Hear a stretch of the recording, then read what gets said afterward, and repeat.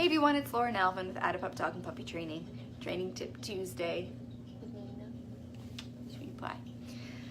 So, dogs are only born knowing how to act like dogs. That's what they come, factory standard, knowing how to do dog stuff.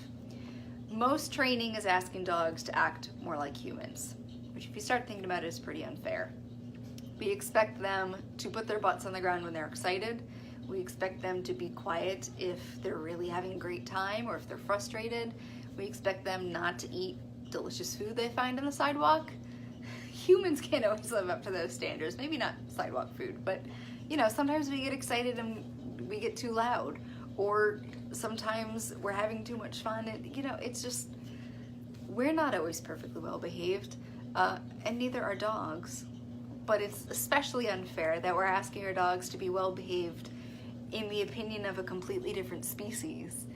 If they're being well behaved in dog language, then we think that they're being rude and unmanageable and poorly trained. Yeah, it's okay.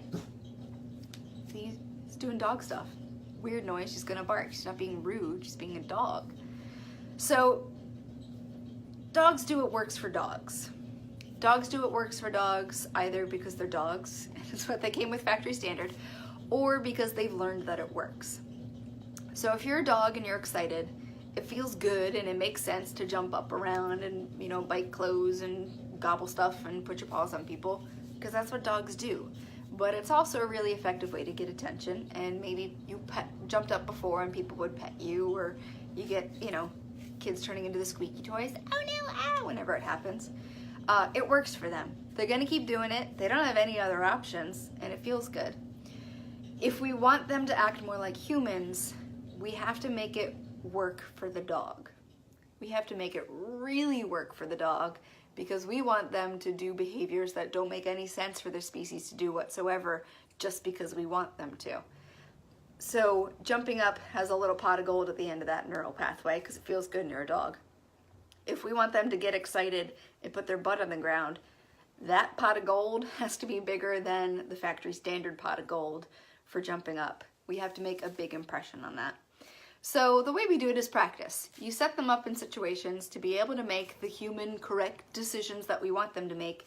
We pay them for it, put a pot of gold at the end of that neural pathway rainbow. We pay them for it handsomely, and we make a big impact on their brain chemistry and their learning history and eventually their behavior. So gradually we make practice more like real life until they can just make good, correct, human, polite decisions in real life, and then you have a well-trained dog. So this will look like, let's do jumping up. You're excited, you're a dog, you jump up, it's what you do. If your humans, for some bizarre reason, want you to put your butt on the ground when you're excited, fine. Here's how they're gonna go about it. Maybe the dog has never learned to put their butt on the ground. So they have to learn how to put their butt on the ground first.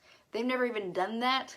They don't even know that that's an option to do with their body. How on earth are they gonna guess that when they're excited and jumping up? So we teach them how to put their butt on the ground. And then we practice it. Can you put your butt on the ground even when someone's a little bit exciting? You can, that's brilliant. How about if someone's a little more exciting? You can still do it? Oh, you're brilliant. Up and up we go. What if someone comes in the door and is boring? You can do that, excellent. Okay, what if they come to the door when they're exciting? You can do that too, wonderful. What if they come to the door out of nowhere and you weren't expecting it and they're carrying pizza? Can you do that? Brilliant, you're wonderful. You get a piece of pizza, you get something. It has to make sense for the dog to do it, otherwise they're not gonna keep doing it, and they're gonna go back to their factory presets, because that absolutely makes sense. Do what you do, it's gonna work somehow. If we want them to do things that don't make sense for them, then we've got to make it make sense. And that means lots and lots of reinforcement history. So if we want them to make correct decisions, you pay them for it. Don't set them up in situations where they're not going to get it right and they're going to practice old behavior. Put them in easy situations until they can handle it in real life situations. And in the meantime is management. Watch the other video about management. Et voila, a well-trained dog. So we've got the whole 2018, that's not true, the winter 2018 classes are up. Beginner Good Manners starting January, and a little bit of February starting to fill up, so grab it. Puppies and adults. We are staggering the start dates, so it's not always on Wednesday or Saturday. We're going to have a couple starting each month, so it'll be easier to make up classes too if someone's absent. And gives you more options. And I think that's all we got going on. Oh, I've got 2 mini classes I'm going to start putting the word out on. 3-week classes. One is for little dogs, 25 pounds and under, and it's just about little dog stuff. So hop up, get behind, talking about body language, just stuff that's important for little dogs and their owners.